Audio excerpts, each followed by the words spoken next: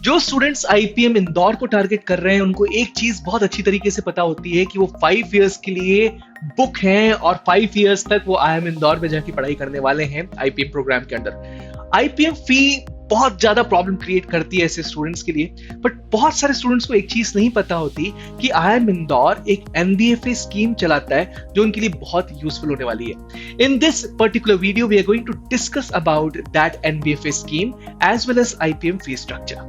So let's start with IPM fee structure. IPM fee structure की बात इसलिए पहले कर रहे हैं ताकि आपको NBFA स्कीम पूरी इजीली समझ में आ जाए। IPM फी स्ट्रक्चर की बात की जाए तो स्टूडेंट्स को पे करना होगा 4 lakh rupees per annum initial 3 years के लिए। अगर आप इंटरनेशनल एप्लीकेंट हैं तो ये फीस थोड़ी सी और बढ़ जाएगी एंड यू हैव टू पे 6 lakh rupees per annum for initial 3 years. Last 2 years 4th and 5th year आपकी फीस एग्जैक्टली सिमिलर या सेम रहेगी उन स्टूडेंट्स जैसी जो कि पीजीपी प्रोग्राम के लिए एडमिशन लिए हैं कैट लिखने के बाद। तो ये क्लैरिटी है आप लोगों को कि इनिशियल 3 इयर्स की फीस क्या रहेगी और लास्ट 2 ईयर की फीस क्या रहेगी। और ये जो फीस है वो इंक्लूसिव होगी आपकी लॉजिंग की, आपकी एक्सेस टू लेक्चर्स की, इंटरनेट फैसिलिटी की और लाइब्रेरी की। एक इंपॉर्टेंट चीज ये है कि स्टूडेंट को जो अकोमोडेशन प्रोवाइड करता है आईएम इंदौर इनिशियल 3 इयर्स के लिए वो शेयरिंग बेसिस पे होता है। आखिरी के 2 सालों में आप सिंगल रूम अकोमोडेशन भी आपको प्रोवाइड करता है IIM Indore. Okay, now let's talk about NBFA, need based financial assistance, एक ऐसा स्कॉलरशिप स्कीम जो कि आईएम इंदौर अपने सारे स्टूडेंट्स के लिए बहुत सारे सालों से चलाता आ रहा है। जितने स्टूडेंट्स एडमिशन लेते हैं आईपीएम प्रोग्राम में या फिर पीजीपी प्रोग्राम में या पीजीपी एचआरएम प्रोग्राम में वो सब के सब एलिजिबल हो जाते हैं नीड बेस्ड फाइनेंशियल असिस्टेंट्स के लिए अगर उनकी फैमिली की उस पर्टिकुलर ईयर की इनकम 9 लाख से कम है। तो अगर उससे ज्यादा है तो वो नॉट एलिजिबल है और वो अप्लाई नहीं कर सकते इस पर्टिकुलर स्कॉलरशिप प्रोग्राम के लिए। नीड बेस्ड फाइनेंशियल असिस्टेंस के लिए एक पर्टिकुलर कमिटी होती है जो कि डिसीजन लेती है कि किन स्टूडेंट्स को ये स्कॉलरशिप देनी चाहिए, इसका क्वांटम कितना होगा और इसके ऊपर वो साल दर साल अपने वेबसाइट पे अपडेशंस डालती रहती है। कौन सी चीजें हैं जिसके बेसिस पर ये डिसीजन लिया जाता है कि कितनी स्कॉलरशिप स्टूडेंट्स को देनी चाहिए।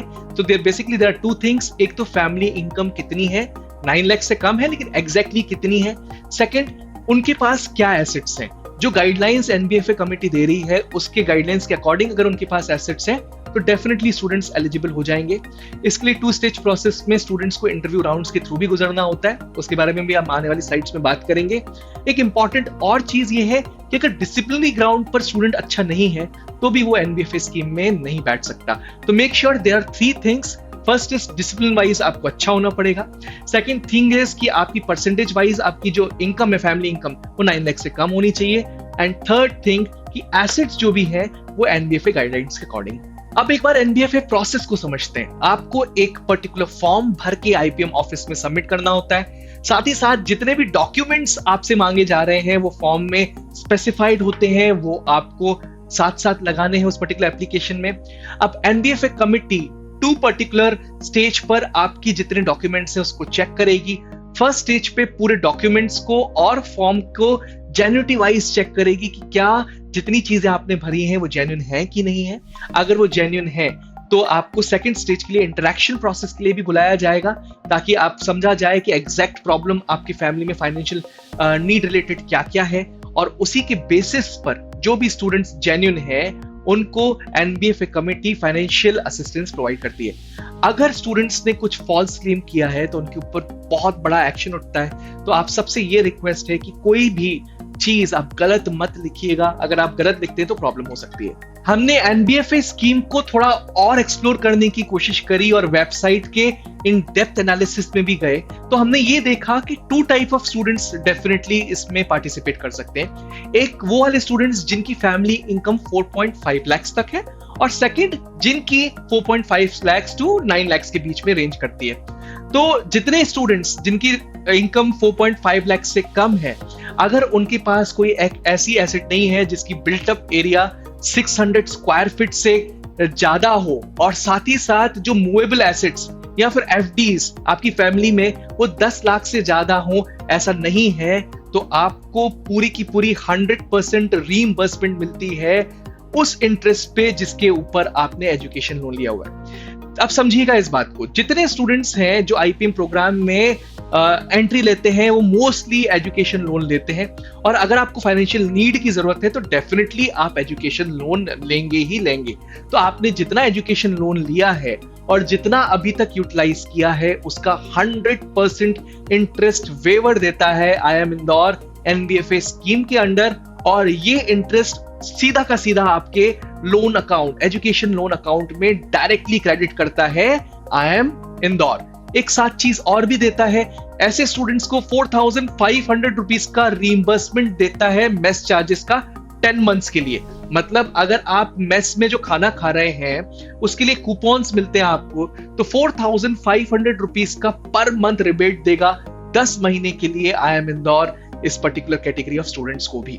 अगर आप 4.5 लाख टू 9 लाख की कैटेगरी के बीच में है, ये जितनी भी हम बात कर रहे हैं वो इस पर्टिकुलर फाइनेंशियल ईयर के लिए है, तो आने वाले स्टूडेंट्स को भी एक और आइडिया मिल जाएगी कि किस तरीके से रिबेट प्रोवाइड करता है आईआईएम इंदौर। तो ओनरशिप ऑफ बिल्डिंग फिर से आपके पास 600 square feet built up area से ज्यादा की नहीं होनी चाहिए। एफडी या बाकी मूवेबल एसेट्स आपकी फैमिली के पास 10 लाख से ज्यादा के नहीं होने चाहिए। तो 50% रीइंबर्समेंट देगा पूरे के पूरे इंटरेस्ट अमाउंट पे आईआईएम इंदौर, जितना भी आपने एक पर्टिकुलर बैंक से एजुकेशन लोन फॉर्म में लिया है। कुछ इंपॉर्टेंट एफएक्यूज एनबीएफए स्कीम के अंडर आईआईएम इंदौर ने अपनी वेबसाइट पे डाले हैं। तो जितने स्टूडेंट्स सोच रहे हैं कि एनबीएफए स्कीम के अंडर स्कॉलरशिप को अप्लाई करेंगे, आप डेफिनेटली उन एफएक्यूज को जाके देखिएगा। कुछ इंपॉर्टेंट एफएक्यूज अभी हम डिस्कस करते हैं आप सबके लिए, कारण उसके पीछे की है कि कुछ कंफ्यूजन डेफिनेटली स्टूडेंट्स को होगा। फैमिली साइज एग्जैक्टली क्या है? फैमिली एक बहुत ही मिसलीडिंग टर्म है, क्योंकि हर स्टूडेंट के लिए फैमिली अलग होगी।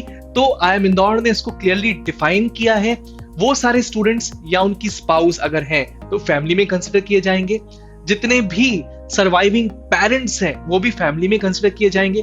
Brothers and sisters, unmarried brothers and sisters family में कंसिडर किए जाएंगे। अगर मैरिड ब्रदर है तो मैरिड ब्रदर और वाइफ्स वो भी फैमिली में कंसिडर किए जाएंगे। अगर सिस्टर डिवोर्स्ड है या सेपरेटेड है तो केस टू केस बेसिस पे आईआईएम इंदौर फैमिली में कंसिडर कर सकता है या नहीं कर सकता है, इसका डिसीजन एनबीएफए कमिटी लेगी। Last but not the least, ऐसा पर्सन जो कि अपनी लिवलीहुड पे के लिए उनके पेरेंट्स पे डिपेंडेंट है, जो भी एप्लीकेंट है, वो भी फैमिली के अंडर कंसिडर किया जाएगा। सबसे बड़ा क्वेश्चन ये भी आ रहा होगा स्टूडेंट्स के दिमाग में कि आपने एनबीएफए स्कीम के बारे में बता तो दिया, बट डॉक्यूमेंट्स क्या लगेंगे? डॉक्यूमेंट्स के लिए हमने सोचा डिस्कशन करने से अच्छा है पूरी की पूरी जानकारी हम आपको डिस्क्रिप्शन बॉक्स में दे दें। तो डिस्क्रिप्शन बॉक्स में हमने पूरे डॉक्यूमेंट्स को मेंशन किया है। अभी जाके आप इस वीडियो को पॉज करके डिस्क्रिप्शन बॉक्स में सारे के सारे डॉक्यूमेंट्स को चेक कर सकते हैं। So this was all about IPM fee structure and scholarship in the form of NBFA. Subscribe super grads YouTube channel अगर अभी तक आपने नहीं किया है तो बेल आइकन को प्रेस करिए। We'll be coming up with more videos in the coming time that are going to be really helpful for your career. You can follow us on Telegram, Facebook and Instagram as well. Thank you.